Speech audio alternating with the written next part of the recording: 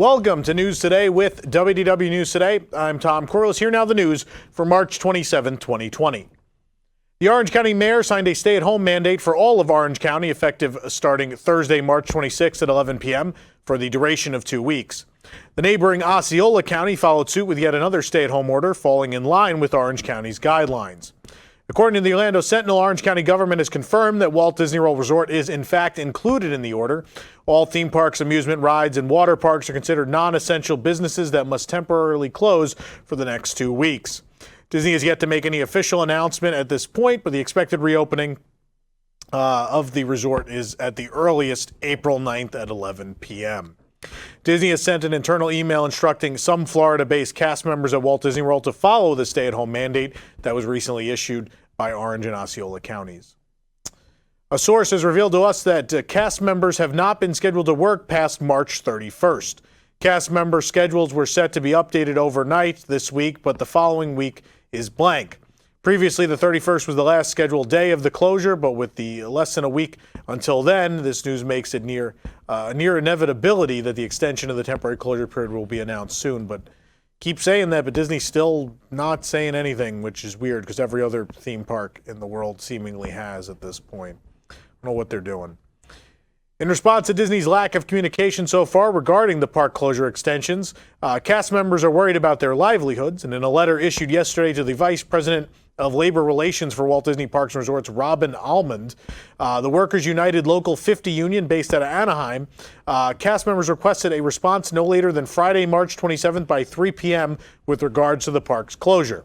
The Local 50 Union represents 7,850 cast members across the Disneyland Resort, of which 1,200 live off the earned tips and gratuities. The union asked that Disney continue compensation with medical benefits to all cast members.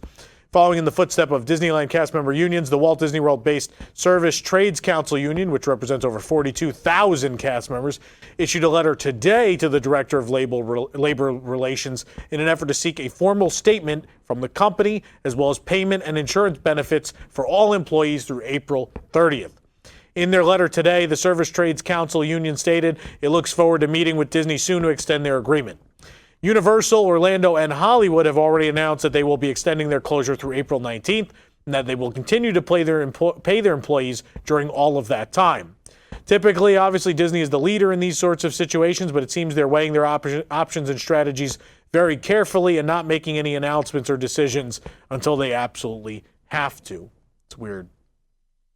Despite the closure of all Walt Disney World Resort hotels and theme parks, there's one segment that oddly enough remains open through the pandemic, and it's the golf courses. The website for golf, WDW, currently lists the following announcement at the top of their homepage. Walt Disney World Golf is open. Golf and foot golf operations remain available on our regular schedule.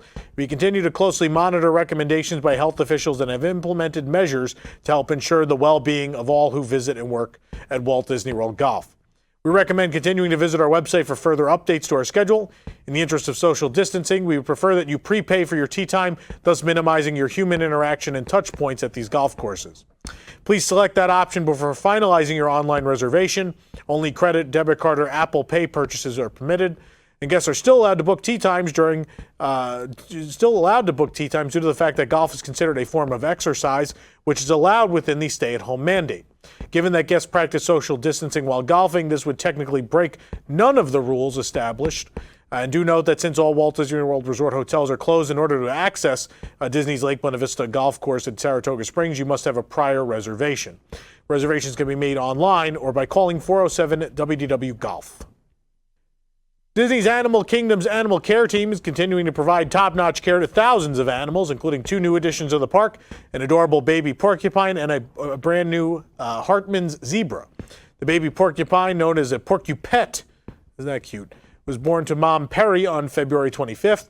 According to Dr. Mark Penning, porcupettes are covered in a fine red fur coat, but they're also born with their tiny quills underneath, which begin to harden hours after birth. Those quills are actually what help the team determine the baby's gender. Perry continues to thrive in her role as a mother, which is part of why she was chosen to breed through the species survival plan. The zebra fowl was born early Saturday morning, March 21st, to first-time mom Haiti. The foal, which is yet to be named, is about 65 pounds and is quite strong. She was standing within 30 minutes of birth. Haiti is showing she's a natural at parenting skills, and she stays close to her baby to bond with and nurse her. In a few weeks after the pair develop a strong bond, they'll be introduced to the Kilimanjaro Safari Savannah. Both babies were part of the Species Survival Program, which is overseen by the Association of Zoos and Aquariums and ensures responsible breeding and genetic diversity of thousands of species of animals. For more information on the animals at Disney's Animal Kingdom and beyond, check out at Dr. Mark at Disney on Instagram, where he'll be sharing even more updates in the coming weeks. Disneyland Paris has announced the cancellation of the Disneyland Paris Princess Run, which was set to take place May 8th to the 10th due to concerns over the pandemic. All bookings of bib-only or hotel stays with bibs were canceled or will be canceled and refunded for all participants of the Princess Run. The Disneyland Paris Run Weekend 5th edition is still scheduled for September 24th through the 27th. If you booked your bibs or stay at Disneyland Paris's website, you will be fully refunded on the credit card you used to settle your deposit or reservation. For the safety of guests and cast members, the Tokyo Disney Resort closed back on February 29th. Originally set to reopen on March 15th, but then it was extended through early April. But it was announced today that the closure will be extended at least through April 20th. The opening of the vast new Fantasyland expansion is still set for an unspecified date in mid-May. This closure applies to both Tokyo Disneyland and Disney Sea. The Experi shopping mall adjacent to Tokyo Disney Resort will also be closed during this time. However, Experi announced today that they are tentatively set to reopen on April 13th. Guests with unused tickets dated or expiring between February 29th and May 31st can have their ticket changed to an open-dated ticket expiring March 31st. Guests with annual passports will have the expiration date extended, and the Disney Resort line is scheduled to operate as normal. Originally, the Disney hotels stayed open and accepted reservations, but now the hotels will also close their doors through at least April 20th. This closure applies to all 4 Tokyo Disney hotels. Guests with reservations from April 1st through the 19th will have their reservations canceled and refunded. Guests with reservations from April 20th through May 31st may cancel with no penalty. Even though the closure of Tokyo Disneyland and Sea rages on, construction is doing the same across the resort, and progress has been made on the main entrance construction of Tokyo Disneyland. With the structures completed and pavement almost done as well, the view of the entrance looks pretty grand. Brickwork is complete around the Disney Resort line entrance as well. About 2/3 of the new side is painted. Most foliage and vegetation are in place, and lampposts are fitted with speakers and signage. Over at the actual entrance structures, gates were mostly down on sections 5 and 6, while open on 1 through 4. The overhead screens were on and displaying the different entrance messages for guests. Turnstiles were also on and displaying the characteristic blue arrow on all units. New character banners were also recently installed. Each banner features a red and gold castle icon on the top. The words Tokyo Disneyland are in gold letters on a red background, and the banners feature Mickey and Minnie Mouse, Donald Duck, Pluto, Snow White and Cinderella, Tinkerbell, Jiminy Cricket, Alice, Winnie the Pooh, and Baymax and Lumiere from the new upcoming attractions, The Happy Ride with Baymax and The Enchanted Tale of Beauty and the Beast. This work, of course, has been underway since April of 2018. Despite previously implementing flexible cancellations, Adventures by Disney has announced that in an abundance of caution, most trips through the end of May have been canceled, with further cancellations through June for trips to China.